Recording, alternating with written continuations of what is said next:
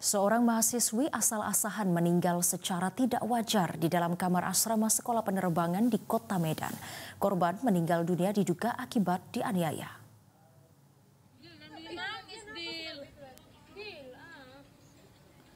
Korban ditemukan di dalam kamar asrama dengan kondisi tubuh yang sudah membiru dan diduga meninggal akibat dianiaya. Korban merupakan mahasiswi sebuah kampus penerbangan di Medan. Ditemukan beberapa luka memar di bagian bahu korban dan badan korban dengan kaki yang telah membiru, diduga akibat kekurangan oksigen. Hal ini diketahui saat korban dibawa ke rumah sakit di Medan. Melalui kuasa hukumnya, Tommy Faisal Pane menduga kematian korban dalam kondisi yang tidak wajar dan ada yang ditutup-tutupi oleh pihak sekolah yang dinilai tidak transparan saat dimintai keterangan oleh keluarga.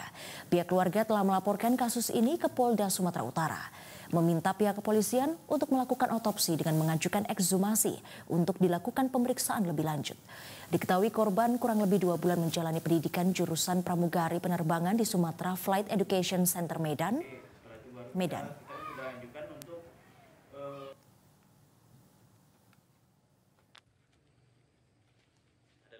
Kita curigai di sini ada mungkin ya kita duga ada dicekek. Korban ini sekolah di mana, Pak?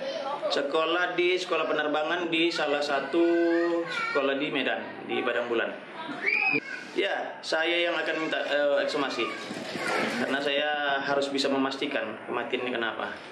Karena kan satu-satunya cara untuk memastikan. Jelajahi cara baru mendapatkan informasi. Download Metro TV Extend sekarang.